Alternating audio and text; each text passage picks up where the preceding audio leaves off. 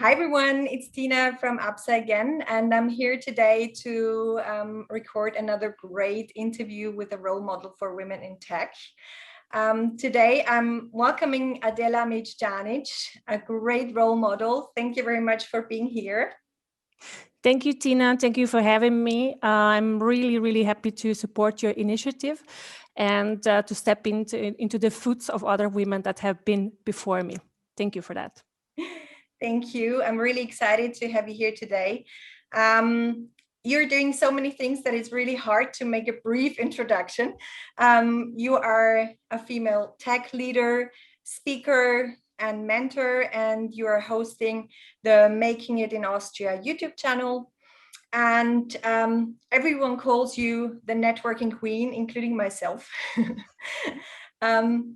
You were on a mission last year in 2020 to impact 1,000 women in IT and beyond with your story. And I'm pretty sure that you were very successful with this mission, as I have seen you on many online events last year, inspiring a lot of women.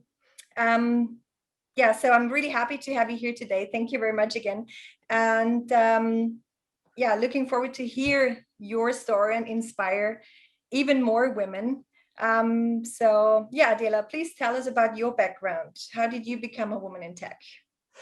Thank you, Tina, for, I do a lot of things and it's out of curiosity. So I just enjoy doing those things. And as you know, at heart of everything that I do is collaboration, people, and communities building. So this is in what I do professionally, and it's what I do as well aside through my through communities like Female Leaders Network, Businesswomen of Bosnia and Herzegovina, and recently my YouTube channel. So how did I become women in tech? Is I studied at the technical university. I followed my big brother, so he's the one who went to the technical university as well. I studied telecommunications, and I had my doubts between between the technical university and the medicine studies. So at the end of the day, mathematics and not having to memorize thousands and thousands of pages, but really using reasoning, analytics, and logic got me into tech, and I couldn't be more happier about that decision. Basically, those were the first steps. And maybe what's interesting for our viewers is when I moved here, so to Austria, so that's always an interesting story. 7 years back, so my husband and I came here and started from scratch. It's the story we like to call from 0 to 100.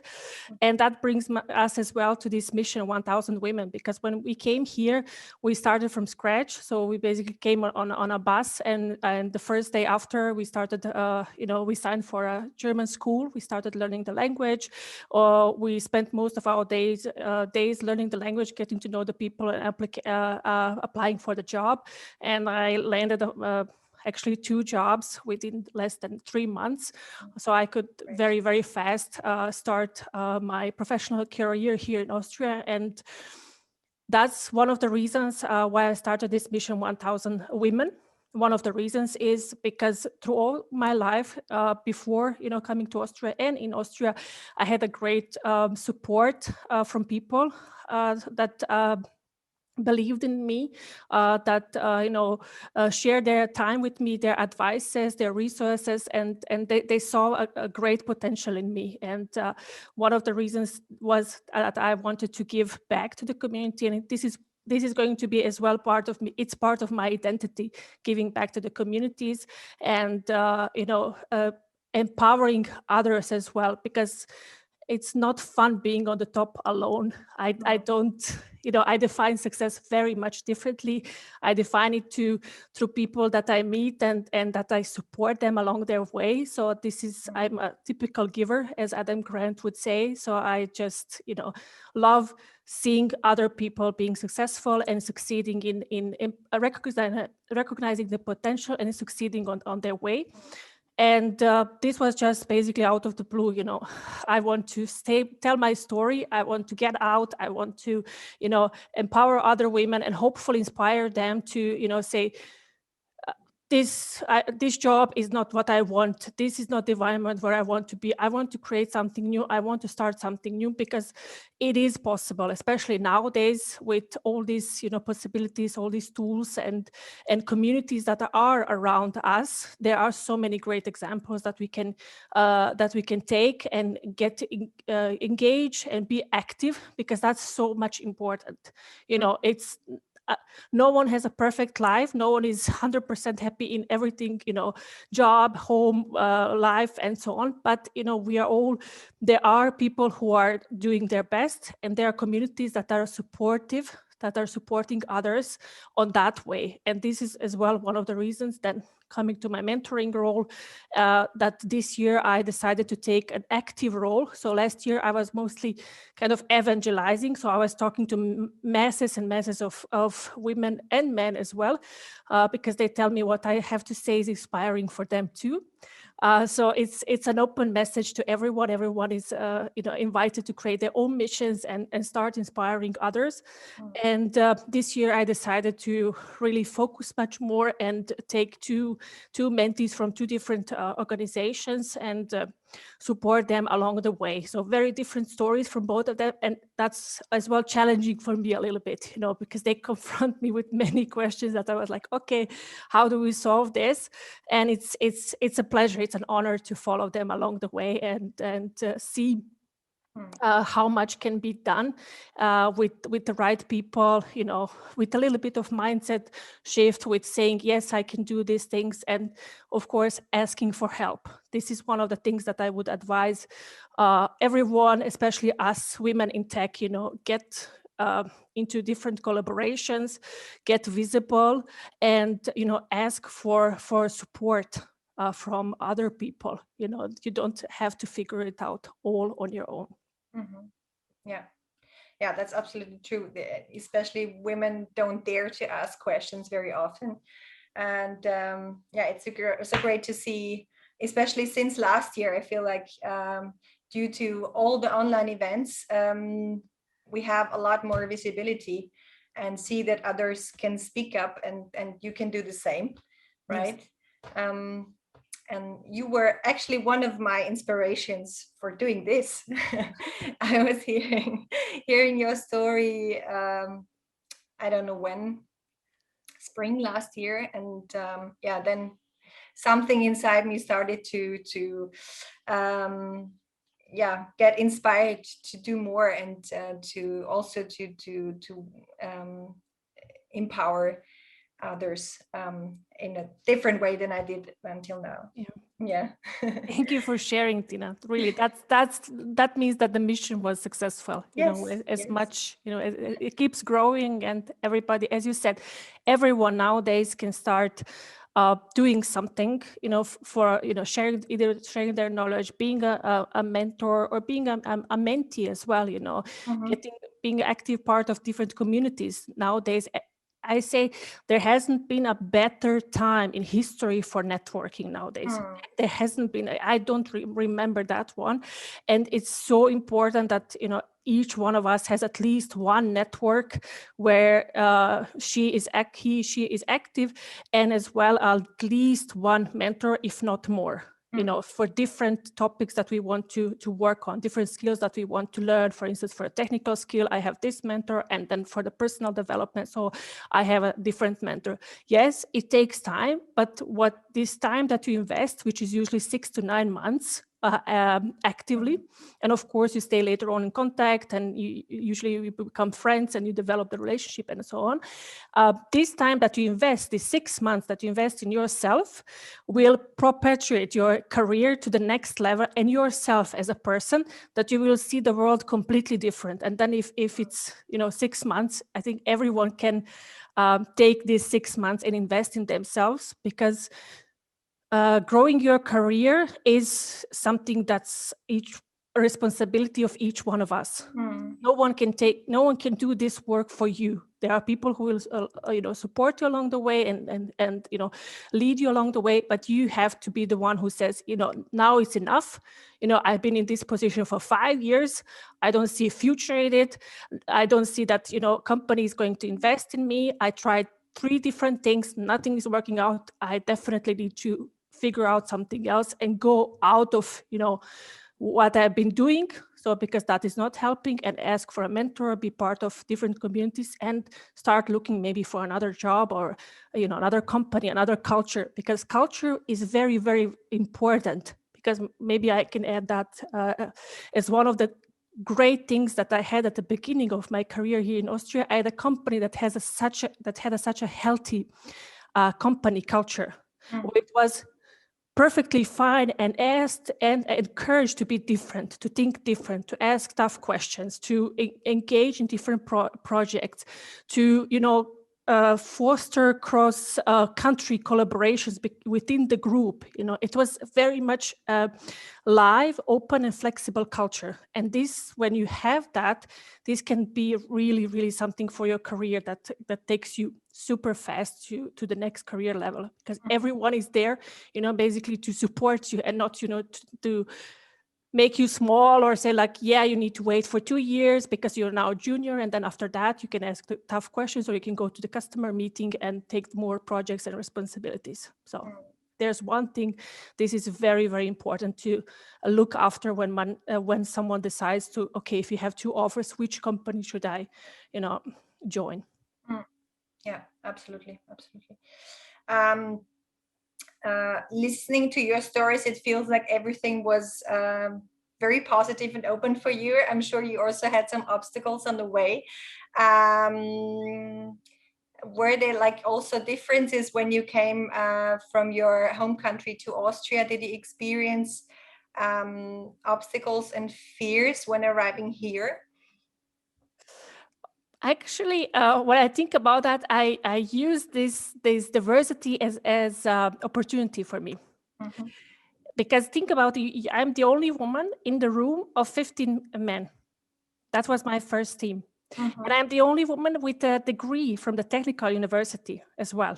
And I have lots to say, and I'm very, very vocal. So I'm not a shy person, and I don't mind asking stupid questions, because I used this opportunity at the beginning so much because I was the beginner, I was a trainee, and it was the best possible opportunity for me to land. That being a trainee at the beginning of my career journey, I could go through the whole company, experience every department, get to know everyone, and everyone took time and more than it was asked from the company, took more time, and they looked at us like, okay, the next generation, so young women. So we actually 3 trainees, 3 women, and I basically got much more, way beyond than I could imagine back then when we came here. And back then when I applied for a job, I got so much support. And as I said, it has to do with the culture. If I would have been landed in a different culture, in a different company where people don't talk to each other, they don't share the knowledge, they are not open, they don't go for lunches, it's a different mentality. I decided to join an international company that has a Swedish headquarters, Swedish mentality, very open, very collaborative, flexible environment. And this is what really took my career to the next level. And that helped me to, as being a trainee, and the culture, and the people, of course, that come with that. So from that point of view, that's why my experience is very positive, because I cannot say that that it wasn't, because it was from the day one when I told them, like, I remember the first day we having the introduction to the product offering, to product portfolio, and Horst is talking in Wienerisch dialect. And I learned German back then. 3 months or 4 months, I was studying German at the Deutsche Akademie. Yeah. And I was looking at Horst like a TV, like, oh, what is this? And what happened? And I was looking to my colleagues as well, trainees, like, are you following me? Maybe it's just me, like they were like, no, not really, but it's dialect. You will get used to that. We will just like 4 months in the country. And during the coffee break, I told Horst, I don't understand you. So I cannot follow you, because if you continue like that, I just, sit there in the room and I cannot follow. And asked him, could you talk in Hochdeutsch? So could you talk in German language? And he did. And this is the the test of the culture. And when I was applying for a job back then, I told them, look, I'm learning the language. This is how much I can speak and understand. And of course, I will continue learning and so on, because I want as well. And the company was supportive back then. So I think that was that tells you a little bit of the environment where I was back then, that people were really looking to help and support others along the way. And plus my colleagues were seniors. And, they loved sharing their experience. It wasn't like, elbow kick, this is, today is my day to shine, and everybody else can wait. But it was really, collaborative environment. One other thing that I can tell you is it's a lot of work. So if you want, so this can be an obstacle or a challenge, or it can be like you embrace it and you go along with. So my husband, not just myself, but my husband and I, from the day one when we came here, our days were 12, 14 hours. And our days are still 12 or 14 hours. And weekends were filled with various activities where we would, go and meet people from Austria. So where we would, connect with other people, go out, meet the country, get, spend most of the time here. So I say that I know Austria more than my home country. Geographically as well. So we went from one side to another. So we explored every single corner of Austria, because, we said, we are here now. We live here, we work here, and we want to, to give the best out from us.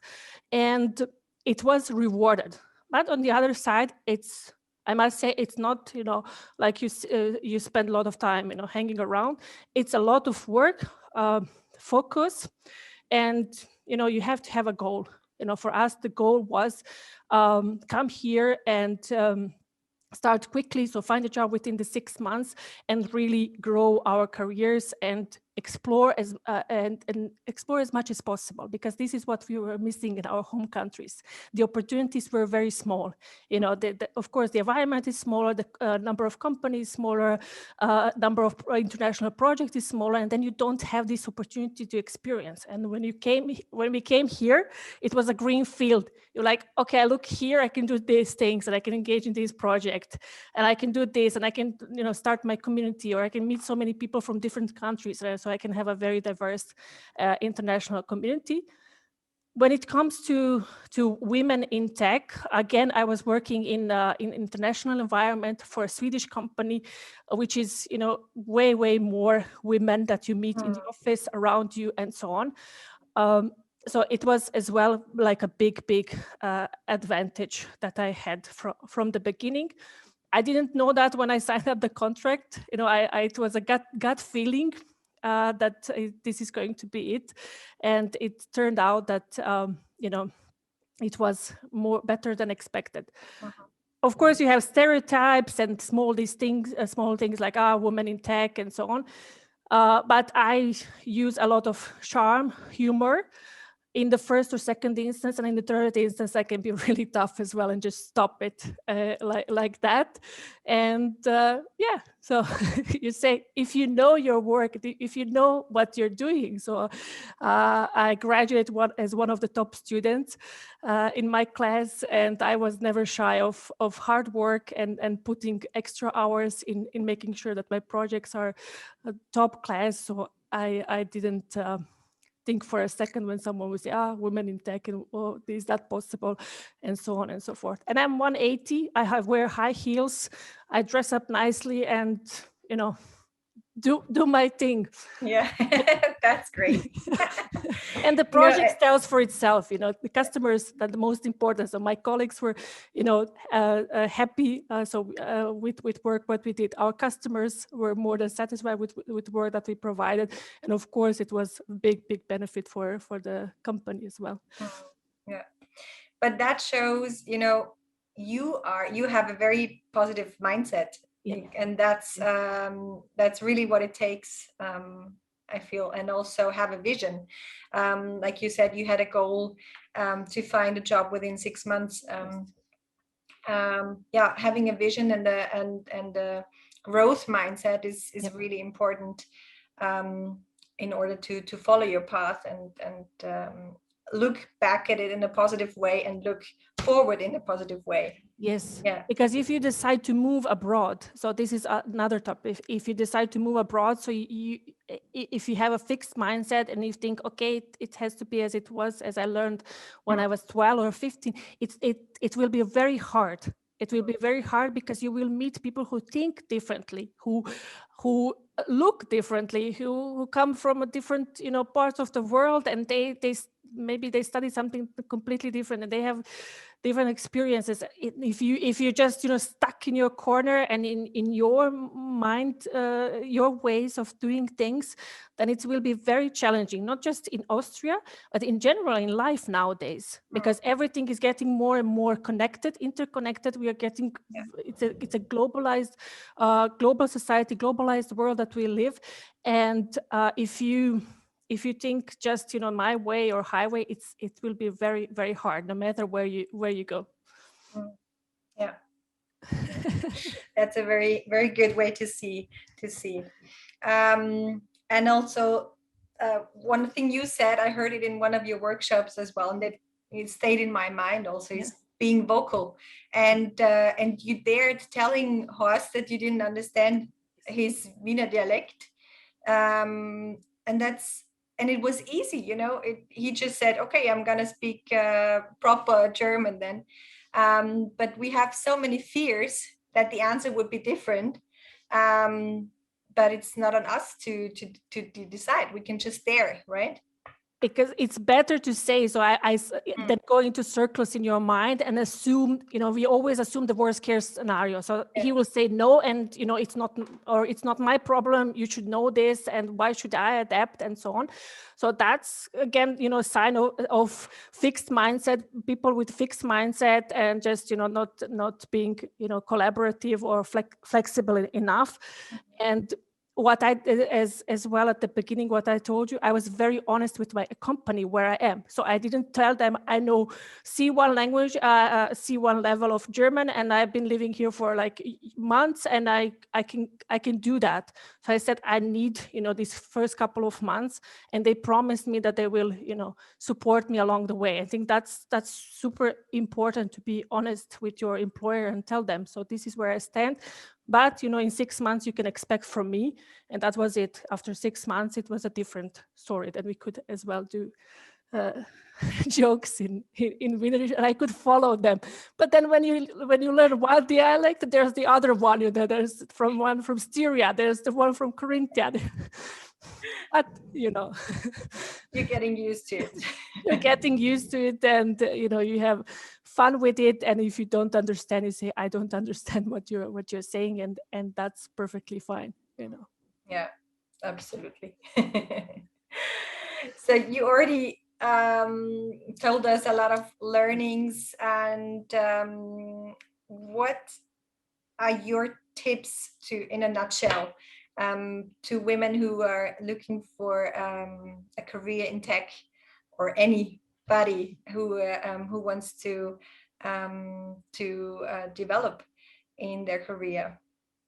So I would love to see more women in tech, definitely. So and not just the ones like myself, studying at the technical university and then ending up in the tech. It's a straightforward way.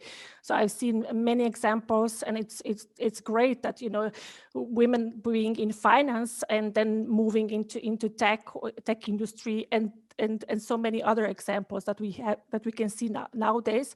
And I think that's the right direction, because tech is not only coding. So you people that, sometimes it's just, you sit all day long and you code for 10, 12 hours and that's it. You spend in front of the computer 10, 12 hours. Or you're working with hardware. So you're carrying around the switches and routers and cables all day long. No, this is just, the basic, like think about the pyramid. Just, that you need the cable to connect things. Okay, but then there's a logic later on and so on and so forth.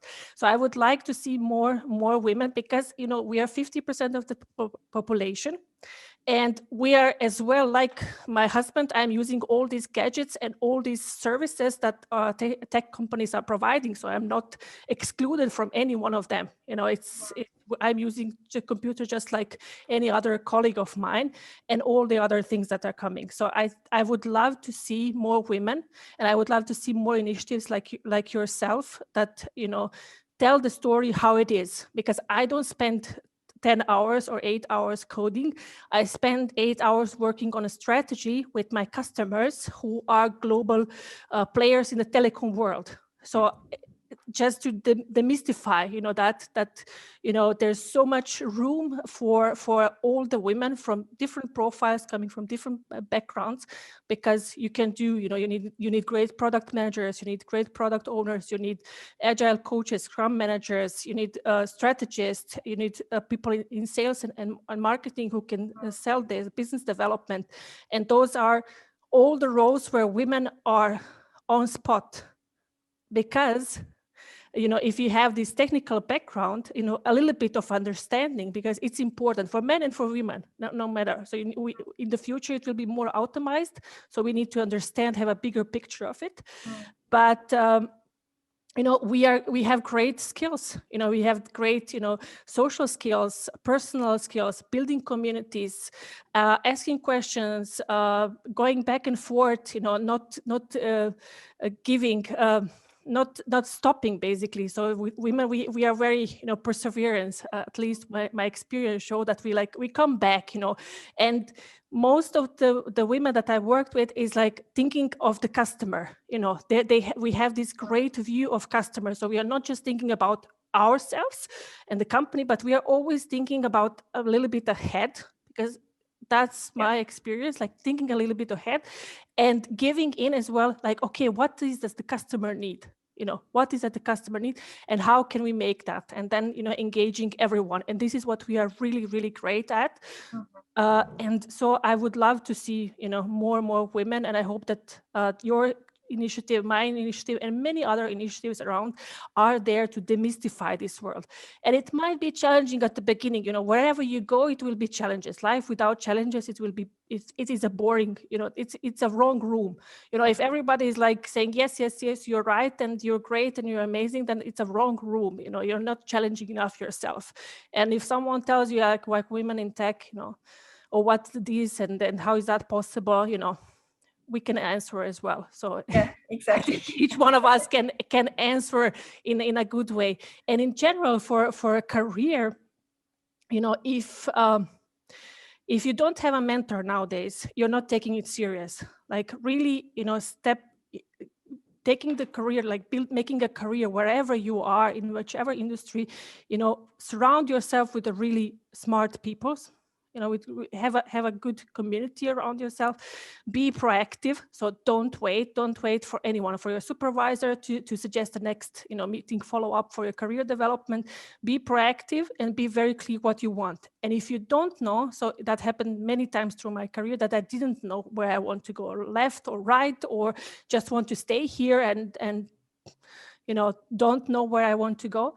That's why when I ask for mentors, that's when I engaged in different communities, and I ask for a mentor, and I ask for someone that I work for next couple of months to realize what I really want. And then when you have this, then you can go really, really fast. Because otherwise, if you're just going left and right and trying things out and going into circles and questioning every decision that you're making, it takes a lot of your energy. It takes a lot of your resource from yourself that you could use in different ways. So be very clear with your company and with yourself. Have a goal in mind, and look for people that can support you along the way, because there are many out there who can sometimes it can be just having a coffee with someone, or going for an event and realizing, wow, I'm not the only person who has these issues or these challenges at the moment. And that's why I advise people to at least have one network, because it's not just in tech, if you're in tech, just in tech, but really broaden your perspectives and have a diverse network, because that's where, the ideas flow. That's where you get, inspiration and connect with other people, think about other things. It's so important, because then we see the world completely different. Then you see the world through eyes of other people, and you say, aha, okay, what is that I can learn from this experience, and how is that I can, bring it to my company, or how did she solve this challenge that she had in her? And you will see that there are many people with questions, with many, many, many questions. So you're not the only one. That's why if there's one thing, I insist on networking, and I would insist on mentoring as well. So. Yeah, because, sometimes if we keep everything for ourselves, we're like somehow stuck in all our thoughts. And it's just a vicious circle. You will not get out. And if you just talk to someone, it might just be a quick coffee chat, and then it makes ping, and then the direction. Yeah. So it's a must nowadays. It's a must nowadays, and it's not that investment as people think. It's like years of investment, so it can be like 1 or 2 hours that you can spend on a weekly basis. And everybody has, so be open. When you go to these events, I always think, what is the worst thing? For instance, what is the worst thing that can happen if I go in a breakout session with one person, unknown person, for the meeting for the first time? Let's say it's usually 8 minutes, or maybe 5 minutes or 10 minutes that you have to chat. I think even if you stay silent for 10 minutes, it will be over. It will be great. It will be a plus. And then, commit at least to the next 3 ones, and you will see, aha, it's similar questions, similar stories, ideas, and it's nothing to be really afraid of, shy of. And everybody here has a story to say. Everybody has a story to share. And that's what I, if I may add, the Making It in Austria channel is all about. It's about sharing the stories, because we all have very, very different ways how we came to Austria, where we've been before, and how we, approach all these challenges, or what we had, alone, with the family, without starting your own business, and so on. So it's about really nowadays sharing the stories, where people can find inspiration and connect with the person as well, and go for a longer talk if that's what needs to be done. So important, sharing stories and being proactive and active in the communities where you are. Yeah, that's a really good tip, or various tips that you gave us. And I absolutely agree. I mean, when I attended my first online networking event, I was curious. I didn't know what is going to happen, but then I just loved it. And since 1 year, I'm doing it very often. It's such a supportive environment, and you can only grow with by doing it, by networking, and by mentoring, or being a mentee. Yeah. Absolutely. It's a must. I usually ask people when I meet them, so with how many new people do you talk on a daily basis? So to see where they are. Do you meet new people? Do you meet people on LinkedIn? Do you connect with new people? Where are you in your ways? Or do you spend time with your colleagues? So how much do you check up on other people, ask for help, advices, and so on? So important. Small steps, that's usually how it's in life. These little steps every day that, a cumulative effect have in years to come. And it just starts with, simple question. And as I say, it's not a rocket science. It's not a PhD.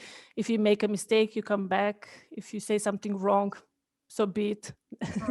Nothing to be, worried about. No one is keeping a track. Yeah, absolutely. Well, one of my inspirations is also Brené Brown. She I saw her TED talk about vulnerability, and she said one phrase is like, what at the end of your days, if you find out that you never came out, that you never dared to show yourself. Yeah. And that really touched me, because I'm sure that so many of us are hiding somewhere, because we're too proud or too afraid to go out and talk to people, or to ask for help or for support. So it's really worth it. It's Definitely. So I wouldn't be here now if I wouldn't have said, posted on LinkedIn. It's actually a year now from my first post on Mission 1000 Women. So we are celebrating. If I wouldn't have, pressed that post, post button and said, okay, this is what I want to do. I didn't have the plan in a way, like I want to go to this stage and that stage and talk to this. I just said I want to tell my story, and then people from the community, they stepped in and say, oh, I really support this idea, and here is this person that you need to talk to, and here's this community that I can recommend to. And this is basically how it started. It wasn't it wasn't any grandiose plan behind the scene and everything sorted out.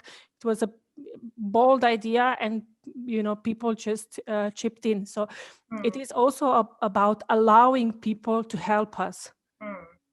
Just creating this space and saying, look, I would love to do this, but I don't know how. Maybe you have some ideas, some contacts, and that makes this relationship even stronger. Because if we go around and saying, yeah, I know everything, I figured out everything, and I will do all my way, then what is for the other person, how to contribute, how does that she can engage, and vice versa as well. Yeah, true. And I also like you said, it's 1 year ago, before I did the post a few weeks ago telling the people out there that I was going to do interviews with women in tech. I didn't sleep all night because I knew, okay, this is going to be a journey, and I'm just jumping into this cold water, and I don't know what is going to happen. But as you said, everyone's so helpful and really grateful also. I also recommend everyone to tell their story. Yes. To inspire others. Yes. And there's room for everyone. There's room for everyone. And if we continue sharing, we're just creating more and more. I see it as we are creating more and more opportunities for more new ideas and more people to, as you said, share their stories and just engage, because it's creating, as my friend Ruth says, creating the life you want to live. That's at the end of the day, and you put the pieces together. Yeah, that's true. That's a nice phrase. For the ending of this interview. Thank you very much, Adela, for having shared your story here as well.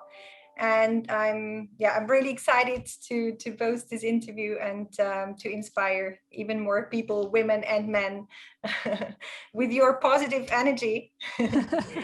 Thank you, Tina. It was a great pleasure, and I'm really happy to be your guest here. And I'm happy to recommend as well more and more women in tech that that are not there yet to share their stories. And I'm a little bit every day knocking on their LinkedIn message and saying, now it's your time to tell your story.